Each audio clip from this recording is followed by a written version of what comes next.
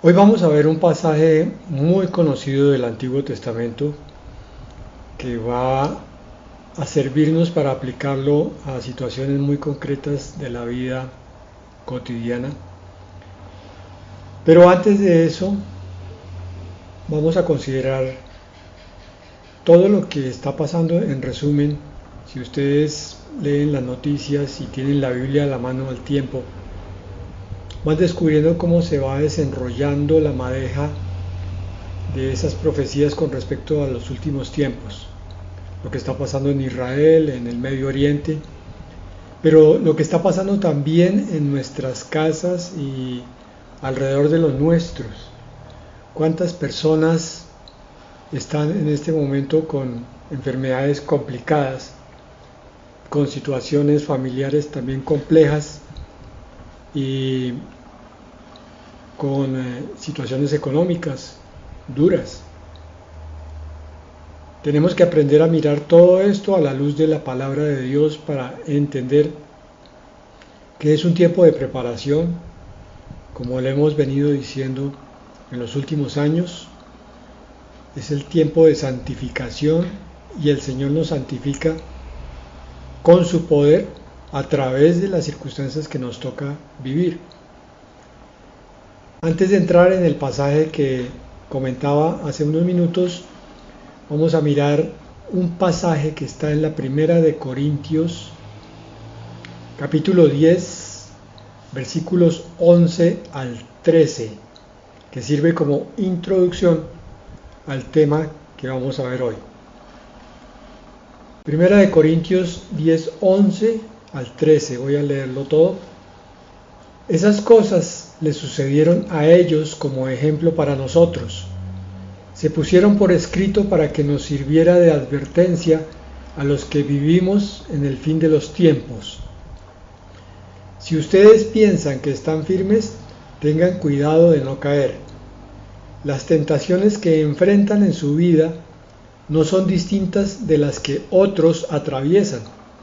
Y Dios es fiel, no permitirá que la tentación sea mayor de lo que pueden soportar. Cuando sean tentados, Él les mostrará una salida para que puedan resistir.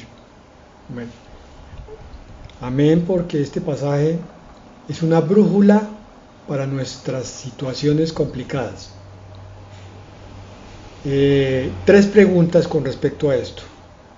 A propósito, estaba leyendo la Nueva Traducción Viviente. La primera pregunta: ¿crees en esta palabra con todo el corazón? Porque para poderla entender y aplicar hay que creerla. Si no crees, pues no hay nada que hacer.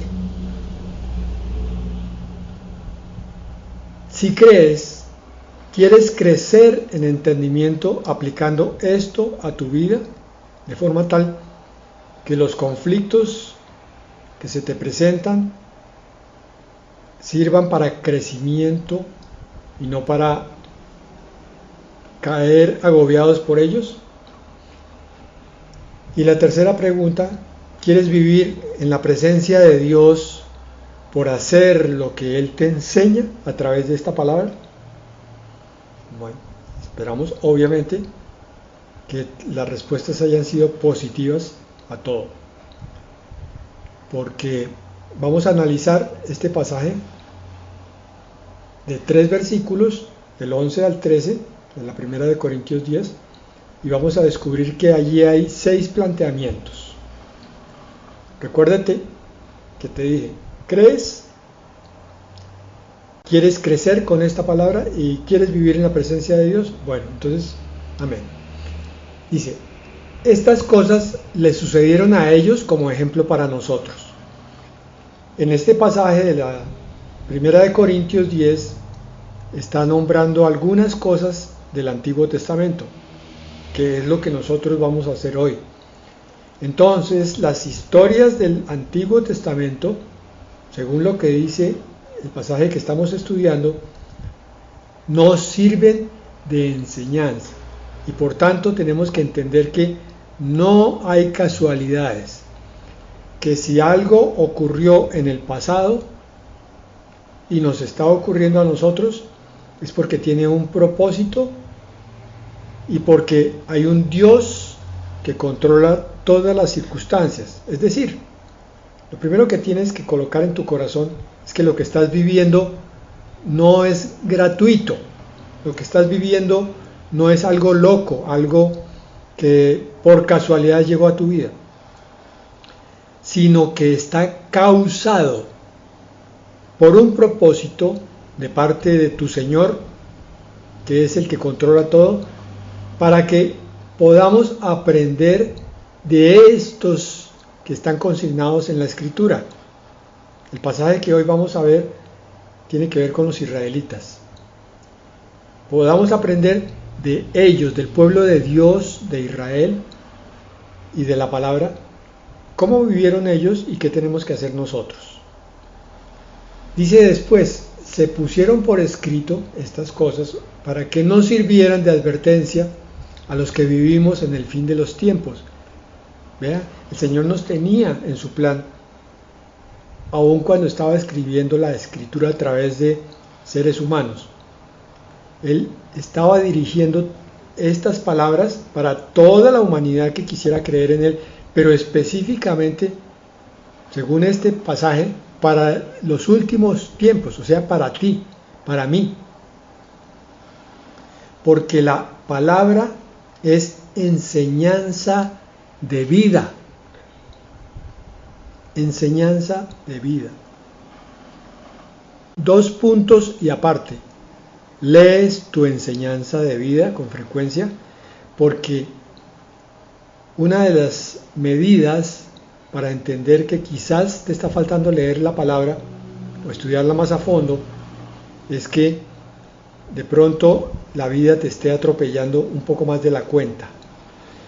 No estoy diciendo que va a haber un cristiano perfecto que puede soportar cualquier crisis sin mosquearse, como dice el vulgo, sin molestarse, sin incomodarse. No.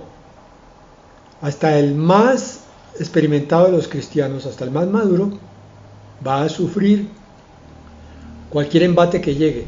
Pero la pregunta no es si va a sufrir o no, sino cuánto tiempo va a sufrir y cuán rápido va a aprender la lección. Hay una ecuación allí: a más madurez, más rapidez de aprender y por tanto de superar los problemas. La enseñanza es vida. La lees y según esto que nos está diciendo, si está puesto por escrito para servir de advertencia a nosotros, es porque entonces podemos vivir guiados. Pero ¿qué estoy diciendo con esto? Pues tan sencillo como que cuando tú te despiertes por la mañana y descubres que tienes el mismo problema que ayer y que probablemente lo tengas mañana también, no vas a caer en angustia porque sabes que eso le ocurrió a otros y que esos otros te están enseñando a través de lo que quedó consignado en la Escritura. ¿Cómo reaccionaron ellos? Tú tienes entonces que aprender la lección. O reaccionas como ellos si fue correcto lo que ellos hicieron, o no reaccionas como ellos si fue incorrecto. Entonces creces y te sientes guiado, conoces que la presencia de Dios está allí contigo a través de la palabra de Dios. Continúa el pasaje de la Primera de Corintios diciéndonos: si ustedes piensan que están firmes, tengan cuidado de no caer. Esta es una intercalación entre una enseñanza doble, como un sándwich. La intercalación es una advertencia. Está diciéndonos que si no aprendemos las lecciones que están en la Escritura, que ya le ocurrieron a otros, podríamos tropezar y caer. Por eso, una forma de no caer es aprender de otros. Y no solamente de los que están en la palabra, sino de los hermanos a los cuales vemos llenos del Espíritu, los hermanos que vemos en madurez, en crecimiento, esos hermanos que ya no se inmutan tan fácilmente cuando viene una tempestad. Y otro paradigma que surge de esto. ¿De qué? Si ustedes piensan que están firmes, tengan cuidado de no caer. Quiere decir, entre más Biblia, menos orgullo. ¿Pero qué estoy diciendo?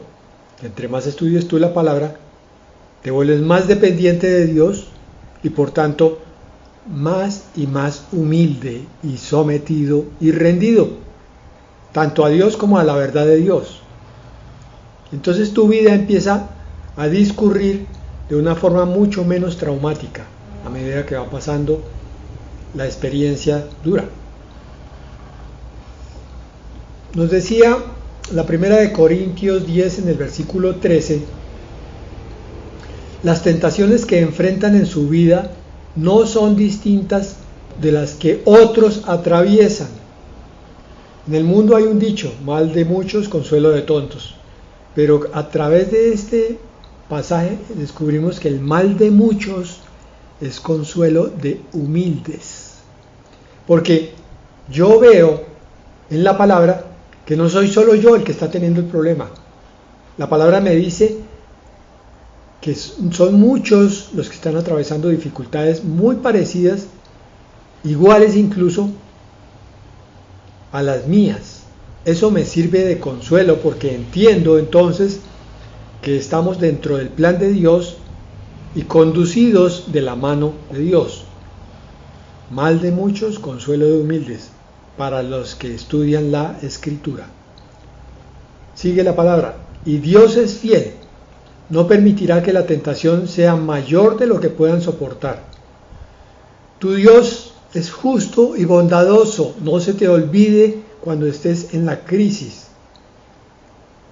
Lo único que pasa es que no te va a malcriar.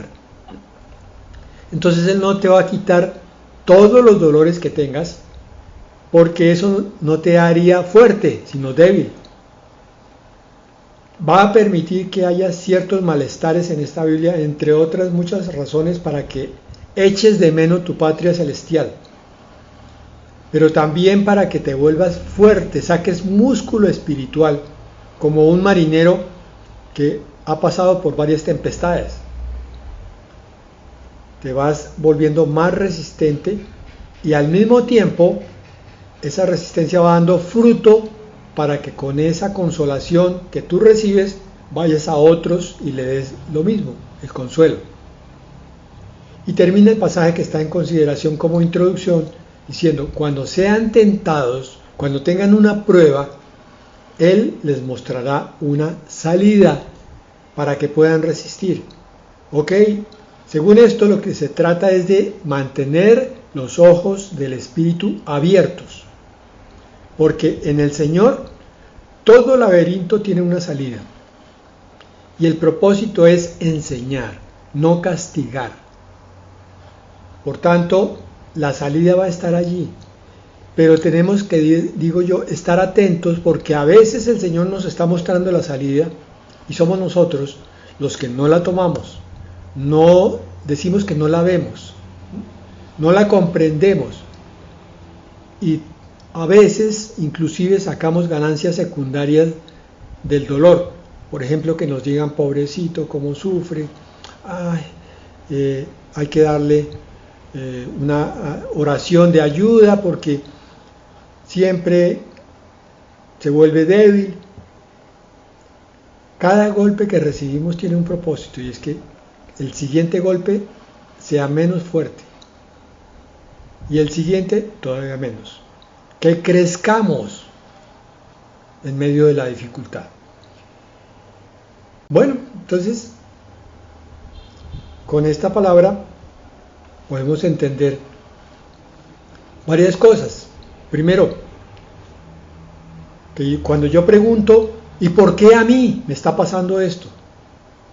Estoy equivocado en la pregunta. Lo que tengo que preguntar, ¿para qué es esta situación? ¿Qué es lo que Dios quiere que yo aprenda?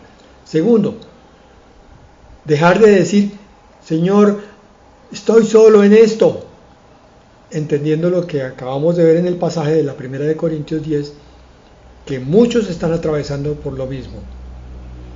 Tercero, ¿qué me está mostrando Dios con esta situación? Y cuarto, y muy importante, ¿a dónde me quiere llevar? Vamos a extendernos en este tema entonces, mirando el título para hoy: ¿cuál es tu mar rojo? El pasaje está en Éxodo 14, vamos a arrancar desde el versículo 5, mirando 5 porciones de ese pasaje. La primera porción está desde el versículo 5 al 9. Dice la palabra: cuando el rey de Egipto le llegó la noticia de que los israelitas habían huido, el faraón y sus funcionarios cambiaron de parecer. ¿Qué hemos hecho al permitir que todos estos esclavos israelitas se fueran?, se preguntaban. Versículo 6. Entonces el faraón preparó su carro de guerra y llamó a sus tropas. Llevó consigo 600 de los mejores carros de guerra junto con los demás carros de Egipto, cada uno con su respectivo oficial al mando. Así que el Señor endureció el corazón de Faraón, rey de Egipto, quien por lo tanto salió a perseguir a los israelitas, los cuales se habían marchado con puños en alto en señal de desafío. Los egipcios los persiguieron con todas las fuerzas del ejército del faraón, todos sus caballos y sus carros de guerra, sus conductores y sus tropas, y alcanzaron al pueblo de Israel mientras acampaba junto al mar, cerca de Pi-Hahirot, frente a Baal-Zephón. Bueno, primera parte del paso del Mar Rojo, un pasaje que ustedes han leído con seguridad más de una vez. Resulta que tenemos una situación aquí particular, pero que nos va a iluminar sobre nuestras situaciones cotidianas. Faraón es la figura de Satanás. Satanás tenía esclavizados al pueblo de Dios en Egipto. Y en un momento dado recibe tanta presión y tantas pruebas que finalmente decide soltar al pueblo. Pero cuando el pueblo ya ha caminado un trayecto de libertad, el faraón se arrepiente y ahora decide deshacer su pacto con ellos. Esto es lo que le ocurre al cristiano recién llegado a los pies del Señor, cuando empieza a ver que su situación se empeora. Salió de Egipto, está caminando por el desierto y ve que los ataques espirituales ahora son peores que cuando era mundano. Pero este pasaje también nos sirve para aclarar que el cristiano que ya lleva un buen tiempo caminando con Dios puede de pronto sentir un ataque agobiante caracterizado por varias cosas. Decíamos al principio, algunos están batallando con aspectos económicos, otros están batallando con enfermedades fuertes, graves, otros están batallando con situaciones dolorosas en sus familias. Todos estamos teniendo estas pruebas, ni uno solo se escapa. Entonces, cuando miramos el pasaje de Éxodo, descubrimos que Satanás, Faraón, tiene el mismo plan siempre, y es regresar a agobiar a aquellos que una vez fueron sus esclavos, que ahora son libres. Pasó un tiempo de aparente calma y reaparece la molestia, el ataque, el agobio. Y lo que es peor, a veces no es un solo ataque, sino son varios al tiempo. Entonces viene la parte económica con la parte familiar, juntas, una por un lado, la otra por el otro, y a veces varias cosas al tiempo, y entonces el creyente se siente agobiado y dice, ¿pero qué me está pasando? ¿Será que estoy en pecado? ¿Será que estoy haciendo las cosas mal? ¿Será que me falta fe? Además de todo, su propia carne empieza a atacarlo.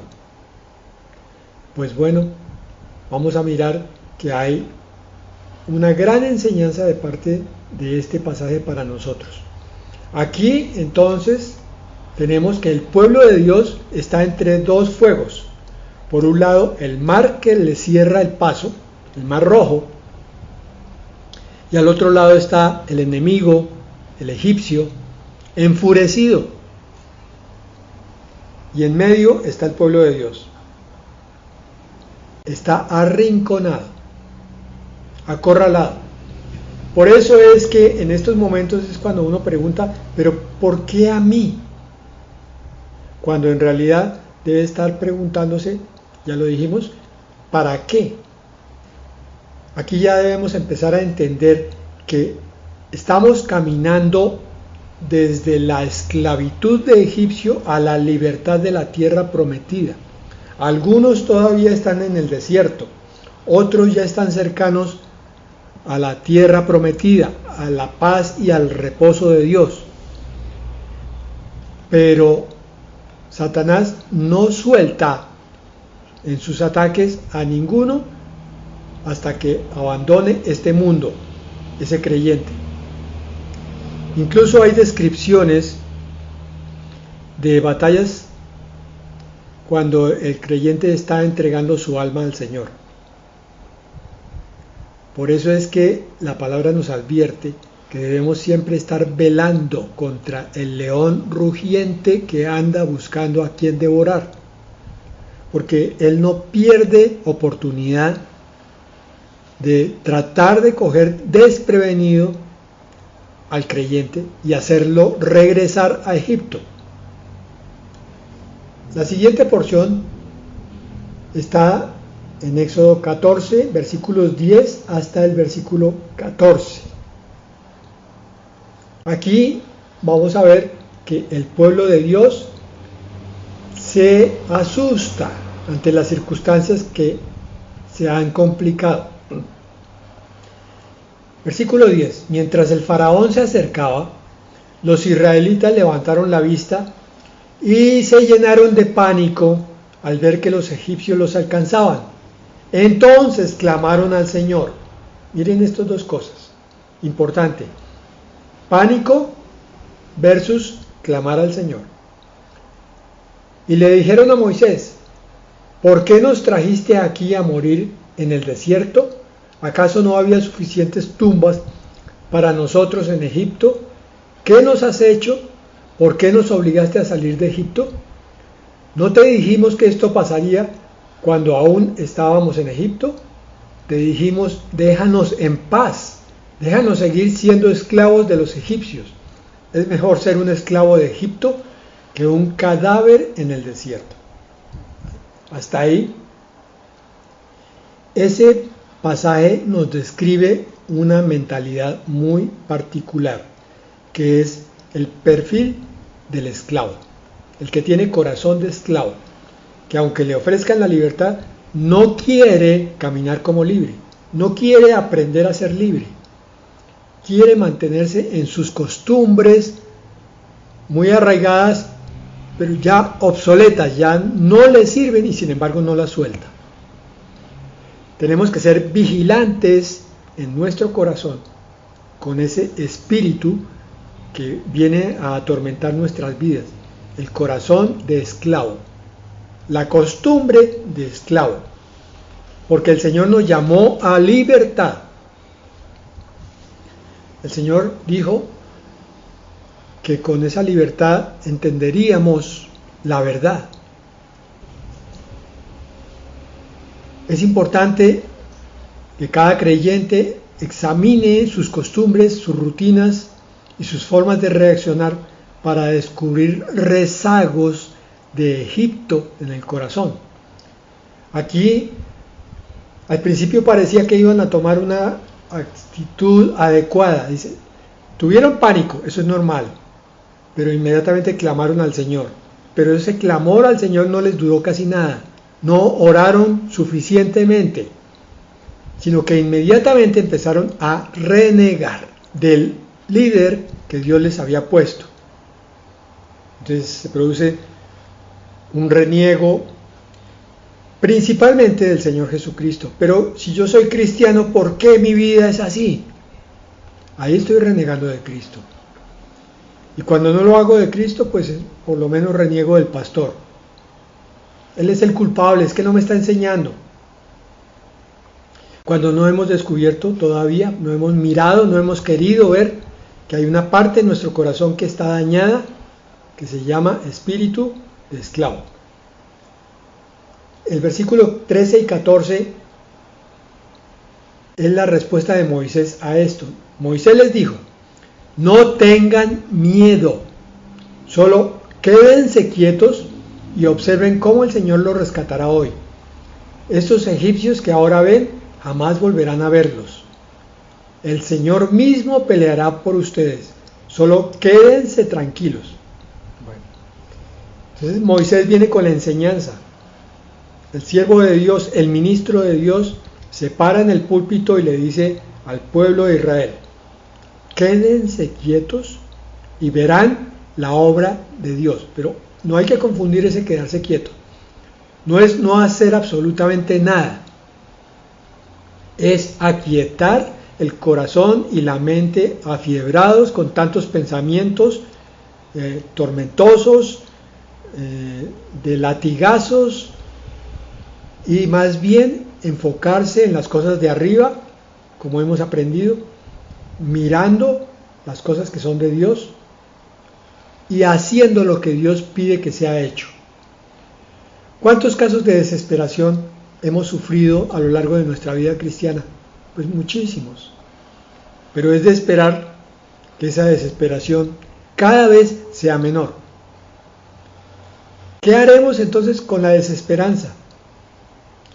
Hermanos, el problema no es el Mar Rojo o los egipcios, sino cómo manejamos el pánico. No importa si tú tienes dudas en algún momento, lo importante es que no las cultives, no les eches tierrita y agüita y las hagas crecer y florecer. No importa que tengas miedo. David en los Salmos muchas veces confesó miedo, pero inmediatamente levantó sus ojos a Dios. Cuando uno tiene la crisis, cuando le viene el problema como una plancha de 1 tonelada de peso, pues es natural que se preocupe. Lo que no es natural es que dure preocupado más de lo que dura una oración confiada. Si la oración que yo hago porque estoy preocupado por algo no me quita el pánico, es que no estoy orando de la forma adecuada, no estoy entrando en comunión con Dios. Es el manejo del pánico lo que debe marcar la situación. Entonces la segunda pregunta que hacíamos: ¿solo yo estoy así? No, hermano, muchos están así, pero de esos muchos, unos van a salir triunfadores y otros van a salir derrotados. ¿Cuáles son los triunfadores? Los que se entregan al Señor, los que saben que Él es el que libra las batallas, los que saben que Él manifiesta su poder aún en medio de la debilidad. ¿Cuáles son los derrotados?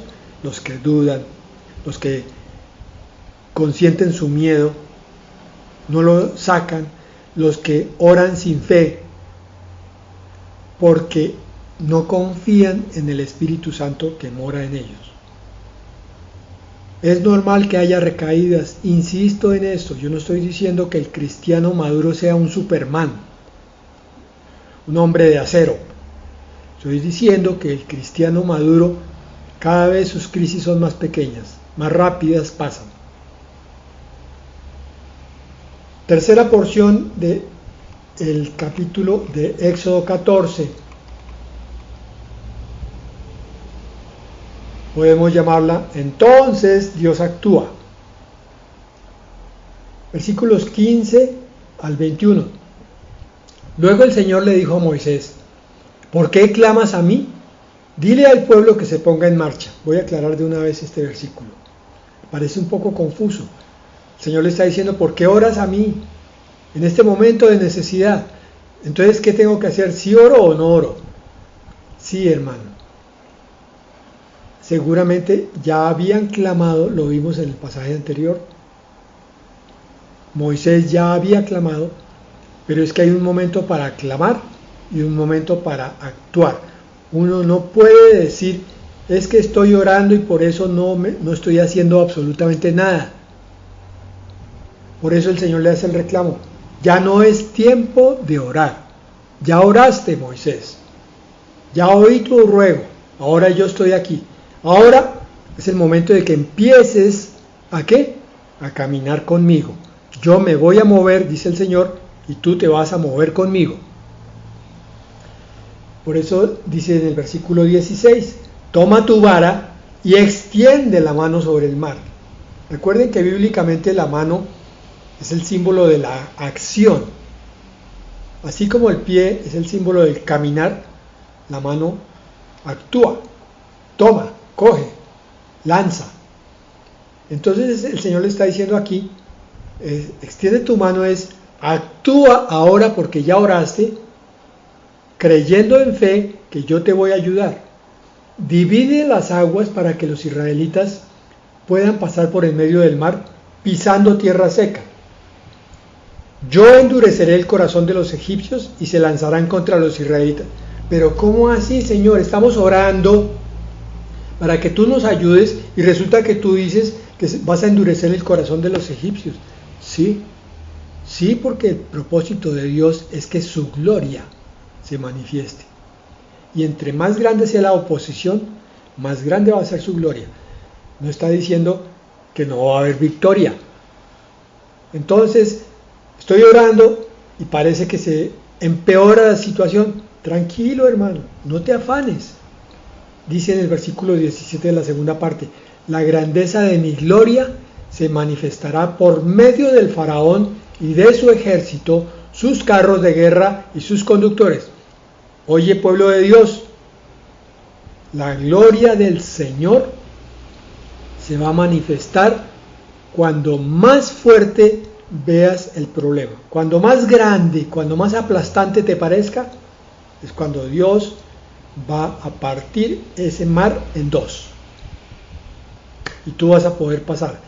Miren lo que dice el versículo 18. Cuando mi gloria se exhiba por medio de ellos, todo Egipto verá mi gloria y sabrán que yo soy el Señor. Y por consiguiente Israel también. Entonces, ¿qué iba a pasar? Si lo aplicamos a hoy en día, algunos de Egipto, los que no murieron, podrían convertirse. Podría ser una enseñanza. Pero el pueblo de Israel va a crecer en fe cuando vea cómo el Señor está abriendo el mar rojo, el mar de las dificultades. La dificultad que estaba atrás, el pueblo de Egipto, va a desaparecer y el mar que estaba adelante se va a abrir. Y entonces tú vas a quedar asombrado viendo la gloria de Dios. Versículo 19. Entonces el ángel de Dios que iba al frente del pueblo de Israel, probablemente el verbo preencarnado, se trasladó hacia atrás del campamento. La columna de nube también se cambió de lugar y pasó a estar detrás de ellos para guardarles la retaguardia, porque ellos iban a caminar hacia el mar, necesitaban protección atrás. ¿Quién los iba a proteger? Dios mismo. Proteger de los egipcios. Y eso es lo que pasa en el versículo 20. La nube se puso entre los egipcios y el campamento de los israelitas. Al atardecer la nube se convirtió en fuego e iluminó la noche. Pero los egipcios y los israelitas no se acercaron unos a otros en toda la noche. Es decir, los egipcios no pudieron atacar. ¿Por qué? Porque estaban organizándose para pasar el Mar Rojo. Entonces necesitaban cobertura en la retaguardia, pero preparación en la vanguardia.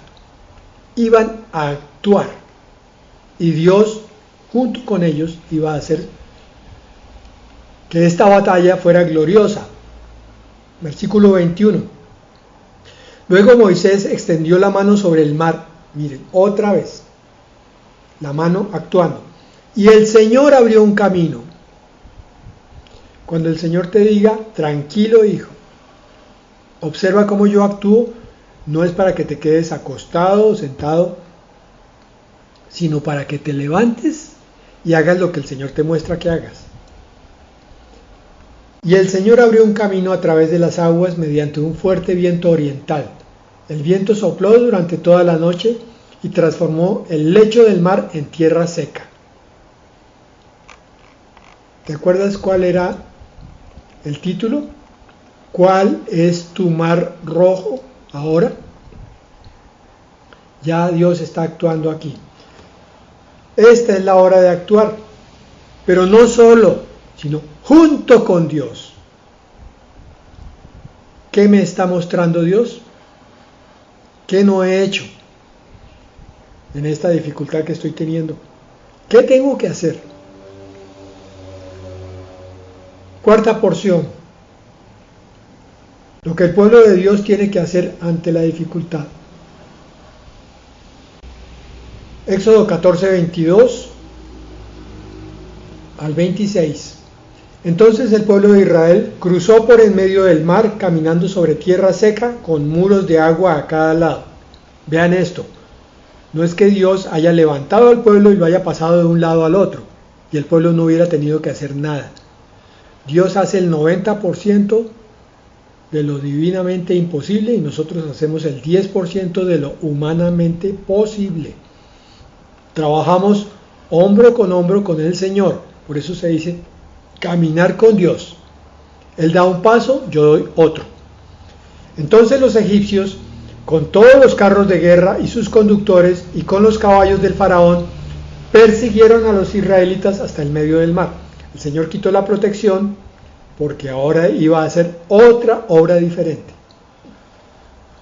Poco antes del amanecer, el Señor miró al ejército egipcio desde la columna de fuego y de nube y causó gran confusión en sus fuerzas de combate.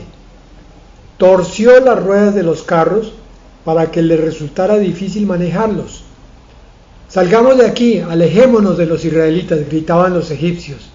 El Señor está luchando por ellos en contra de Egipto. Vean, aquí se está manifestando la gloria de Dios a los impíos. Y los impíos están reconociendo que es el Dios altísimo de los judíos, de los cristianos, el que está obrando. Que se conviertan o no se conviertan, ese no es el problema. Es la gloria de Dios. Versículo 26. Cuando todos los israelitas habían pasado al otro lado, el Señor le dijo a Moisés, otra vez, extiende otra vez tu mano sobre el mar, y las aguas volverán con fuerza y cubrirán a los egipcios, a sus carros y a sus conductores.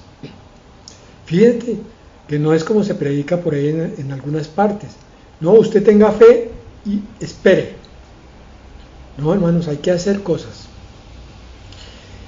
Versículo 27. Entonces, cuando el sol comenzaba a salir, Moisés extendió su mano sobre el mar y las aguas volvieron con fuerza a su estado normal.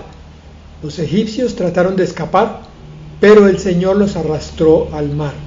Enseguida las aguas volvieron a su lugar y cubrieron todos los carros y a sus conductores. El ejército completo del faraón. No sobrevivió ni uno de los egipcios que entró al mar para perseguir a los israelitas. El pueblo entonces, ¿qué hizo? Actuó. Hizo exactamente lo que Dios quería que hiciera. Caminó por en medio de los dos muros de agua. Esta enseñanza nos lleva a algo, hermanos. A veces tenemos una situación largamente no resuelta. Una situación que se repite y se repite y se repite. Tendríamos que preguntarnos, ¿dónde es que Dios me quiere llevar? ¿Por qué? ¿Qué es lo que no he entendido para que esto se dé así tan repetidamente? ¿Por qué tan larga la enseñanza o el trayecto? Señor, dame humildad. Quizás tú ya me has mostrado la salida, pero yo no la he tomado. Has mostrado la solución y me ha parecido un poco incómoda allá en la parte más inconsciente de mi ser y también inconscientemente la he rechazado. Perdóname, Señor. Y termina el pasaje, versículos 29 al 31. Rescatados. En cambio, el pueblo de Israel caminó por en medio del mar sobre tierra seca mientras las aguas permanecían levantadas como muros a ambos lados. Así es como el Señor aquel día rescató a Israel de las manos de los egipcios, y los israelitas vieron los cadáveres de los egipcios a la orilla del mar. Y finalmente el versículo 31, cuando el pueblo de Israel vio el gran poder que el Señor había desatado contra los egipcios, se llenaron de temor reverente delante de él. Entonces pusieron su fe en el Señor y en su siervo Moisés. En este momento yo me imagino al pueblo de Dios sorprendido y enternecido. Traten de colocarse allá en esa situación. Están caminando por el lecho del mar seco y pueden caminar de un lado al otro, viendo los muros milagrosamente contenidos ahí. Y ustedes dicen, Dios está obrando. Llegan a la otra orilla y cuando están a salvo allá, entonces se desploman las murallas de agua y los egipcios son ahogados. Y ustedes dicen, Dios está obrando. Tiene que haber habido mucha sorpresa en el pueblo de Dios y al mismo tiempo su corazón debió haber quedado profundamente tocado. El pueblo en ese momento estaría grabando esa escena para recordarla continuamente después, para contársela a sus hijos, para dar testimonio. ¿Cuántos testimonios has dado tú de lo que Dios ha hecho en tu vida? ¿Estaría el pueblo de Dios de rodillas agradeciendo lo que Dios acababa de hacer? No está consignado propiamente, sino en una sola frase: se llenaron de temor reverente. Es probable que hayan doblado rodilla, pero recuerden que este mismo pueblo que vio estas maravillas después estaba pecando allá en la falda del monte Sinaí. No aprendió a ser agradecido continuamente, no aprendió a ser fiel. ¿Este pueblo estaría alabando el nombre del Señor? ¿Cuántas maravillas hemos visto? Y cuántas gracias, cuánta gratitud, cuánta alabanza hemos dado a Dios. ¿Será que el pueblo, al ver cómo Dios libra, crece en fe para la próxima prueba? Ese debiera ser el propósito general de cada enseñanza práctica, como es una prueba que viene sobre nuestras vidas. ¿Y el pueblo se haría más obediente? Sabemos que Israel no aprendió esa última lección. Esperemos que la iglesia sí la aprenda, a través de lo que vivió Israel. Amén y amén.